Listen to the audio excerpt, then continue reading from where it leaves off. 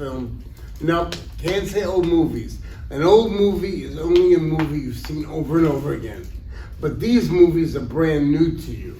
And why my show, my program, and Larry Wolf's program is so successful is because Newsday, the newspaper, they've been publicizing our shows.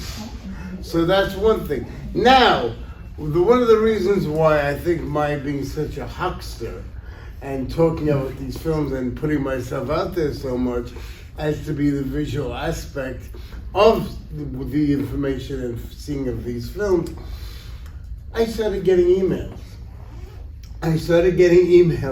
From not only the top film Todd historians, Dave Stevenson, and he was kind of and so concerned about respecting Thelma Todd's memory that he wrote me, and I printed out 10 pages of her entire life story, which also entails some of the more risque things of her story, which there are. But then again, I've been warned not to really delve into those aspects, but I will, because that's history. You can't hide from history. Be it good, be it bad, it builds and shows what made the person they are, and why. You know, how many of you remember Thelma Todd or know of that name? Yes? One so far. Boy, you and I, we should go out together. You know what I'm saying? And talk about Thelma Todd. And yeah, so, Thelma, how can I put it? She was very ironic because she was a regular human being who transformed herself. See, this is why I have picked Thelma Todd to be, since this is a Women in History Month, this is why I picked her. Because not everyone remembers her name. And she was not only gorgeous, but she knew how to play two roles totally believably. The vamp, the bad girl, as well as the comedian, where she would do violent slapstick as though she were a man. In fact, every male comedian, every big name male comedian, all wanted Thelma Todd to be their co-star. Charlie Chase, as you see in this first film I'm bringing, there's Clark and McCullough, Wheeler and Woolsey, not Clark and McCullough. But Wheeler and Woolsey, Clark and McCullough? Yeah, Clark, no. I don't think so. No, I don't think so. I was mistaken because Buster Keaton, the Marx Brothers, they all wanted her. Why? Because she was equal to them. Now, Thelma Todd, why I think she's so important to remember, is she was first a school teacher in the Midwest. She was a kind of chubby school teacher. But winning beauty pageants, she got known and got involved with a fellow who got her an interview with Paramount, Jesse Lesky, who was one of the producers there. And she skyrocketed from that point in. But from the school teacher in the Midwest, she became, as you'll see, a gorgeous, totally out of what she was human being. She was gorgeous, her voice was classy, sophisticated. I mean, this woman was like as if she was from the Upper West Side, like she was totally rich and famous, but her origins were very poor. What I'm going to show you today is films that I have that no one else has. Then this is why I'm showing now. I'm not bragging about that aspect. It's just the fact that these films need to be seen. And Thelma Todd ranked as a star at the top comedy studio at the time, Hal Roach. Hal Roach's Lot of Fun, as they call it, where he created and produced the comedy shorts of Laurel and Hardy, The Little Rascals, Charlie Chase, and he was again trying to find something else that he could make money off of. Anyhow, and what he thought of doing was creating his own female Laurel and Hardy. And that was going to be Thelma Todd first, because she was with all the stars at Harrods and played on an equal dialogue basis with them. But as you'll see here, she was gorgeous, she was talented, she was funny as hell, and these films you can't see because they're of her own series. Now I mentioned Laurel and Hardy, Little Rascals. We all know that they're on TV all our lives. But when do you see the Thelma Todd series? Now, the Thelma Todd series began with her counterpart, as in Laurel and Hardy, but with the female actress Zazu Pitts. Anyone remember Zazu Pitts? Zazu Pitts, you remember. Now, Zazu Pitts was also the prototype for Olive Oil in the Popeye cartoons, and her voice emulated Zazu Pitts's. The rumor was they even asked Zazu Pitts to be the actual voice, but she refused. And obviously so, because Paramount would only utilize their stars to promote. They were very good that way. They only promoted their stars in any little tiny fraction. So the series was successful. It was on a par with the writers that wrote for Laurel and Hardy and Little Rascals and Charlie Chase. But it's the first of its being, which was two females. Okay, so what we're going to see is the first film before her series, which really gained her to get that series. Charlie Chase, oh, he's my idol. I could go on for hours about Charlie Chase, as Larry would know. But what do you think of him, Larry? Forgotten, but shouldn't be. Right, and you'll see why here. Because the reason why he's forgotten was he was the bravest comedian out of all of them in Hollywood. Why is that?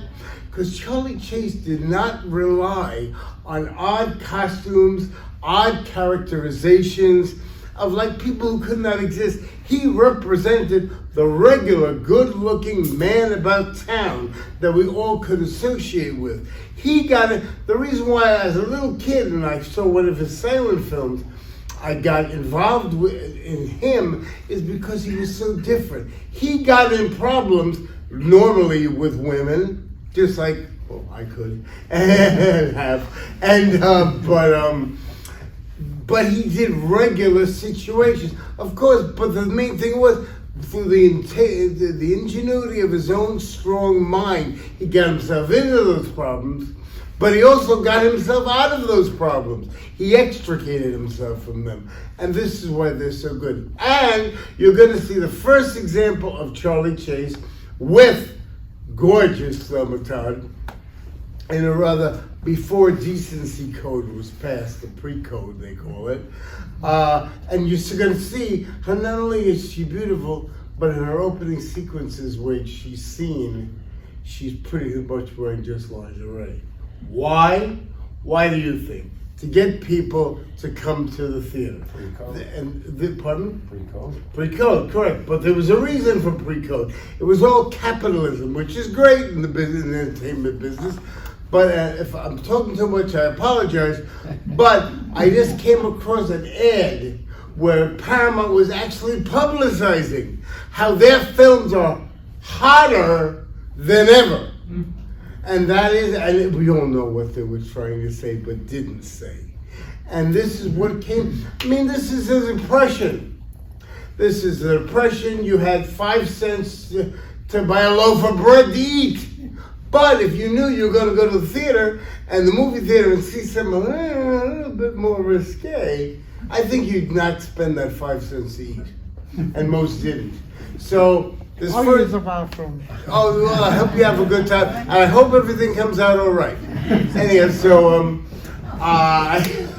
Sex sells, right? Pardon me? Sex sells, that's it. And the whole deal was it's a money-making business. Okay, so now we're going to see the first film. In fact, I will give you, yes, I'm actually using notes on this one. What do you think of that? Wow. Okay, the first film we're going to see is 1931, The Pip from Pittsburgh. An absolute, pardon me? That sounds funny. It's a classic. Then we're going to see a more risque one, again, See, you gotta understand with this sexuality bit. I mean, they never went too far, but they gave you a very good taste, at least the men.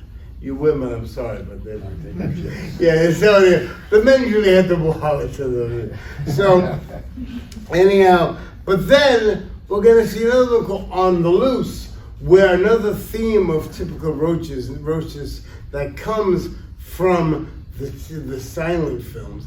They went to actual places, amusement parks, to do their comedy live. And that was, but in this one, watch for the very end of the film, because there's two characters show up who were big stars at Hal Roach. That's On the Loose, 1931 again. Then Zazu Pitts left. You know why? It was contracts. Oh, well, money? Well, Hal Roach, there was always a problem with Hal Roach. In fact, I spoke to Hal Roach once because I produced a film inspired by the type of films Charlie Chase would make, called Late to Lunch. And I thought he'd be proud that his films inspired me on this career that was successful. And the only thing out of his mouth was, "So, what do I get out of it?" Anyway, but there you go. And well, he was a film producer. What do you want? He's the old school film producer.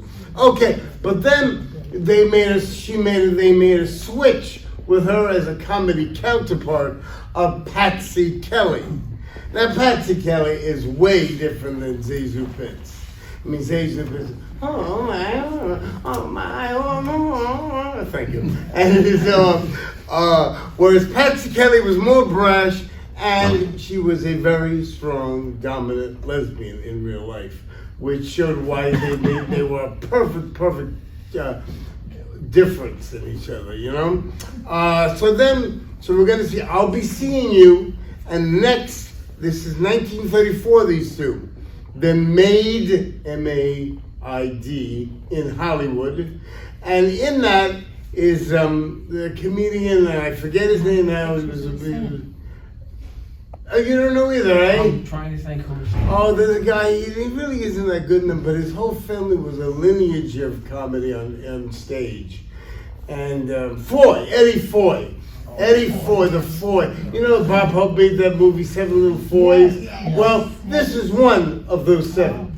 And Eddie Foy is in this. It's Junior, I think it's Eddie Foy. Yes. And Roach tried getting him in. So now, you're going to enjoy this. I really think you're going to love this. Joey or someone, if they could turn off the back light. Oh, thanks, Larry. You see, the problem with this library is they pay the electricity bill, so there's lights. So, shoot, Larry! Yes. Hold on one second. I have something for all of you, if I have enough, I hope. 1 minute. That is if I can get it out. Oh, shoot. Oh, okay. Now, one thing that a real film historian does, he does research. And the best way to do research is to actually go to actual newspapers of the time, because that's where you'll find what was really going on. All right? So, I have copies, I hope I have enough, of the front page. Oh, I forgot the main thing. I apologize if I'm talking too much, which never stopped me before, anyhow. But Thelma was human. And Thelma, I don't know, this is what I've been warned by the family and other historians not to really talk about. But I'm going to talk about it because it's history, it happened, it's real. Thelma Todd in 1935 was murdered. The case is still unsolved. Some say Larry Wolf, some say Bob Mart, some even say Joe Svitek. But she was murdered. And there are two, the family and the historian Don Stevenson told me what Hal Roach felt, who he felt the murderer was. But this is a cold case still. This happened in 1935, and I made copies of the front page of the newspaper telling this horribly sad news about everyone loved Everyone loved Thelma Todd. She was beautiful. She was the strawberry blonde that you had next door. And so this is the situation. Thelma Todd had two people in her life who were kind of iffy. One was Roland West, who was a very famous early 1930s and silent days too movie director. Roland West was married. Of course, everyone took a liking for Thelma. She's gorgeous, as you'll see. He was very controlling, and he really worked very hard to change her into what he wanted. He starred her in a film, dramatic. His whole game was to make her from a comedian into a dramatic star. Okay?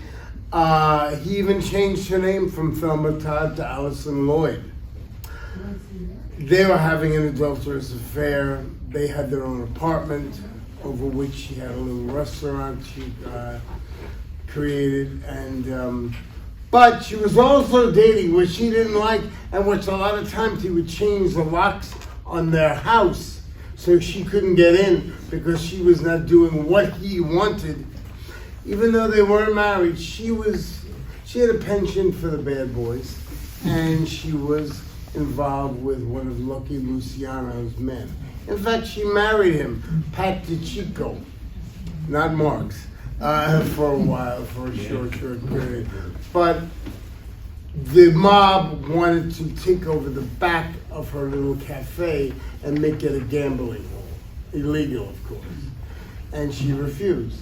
Now, could it be Roland West, the movie director, who killed her? And how they killed her, he or they killed her.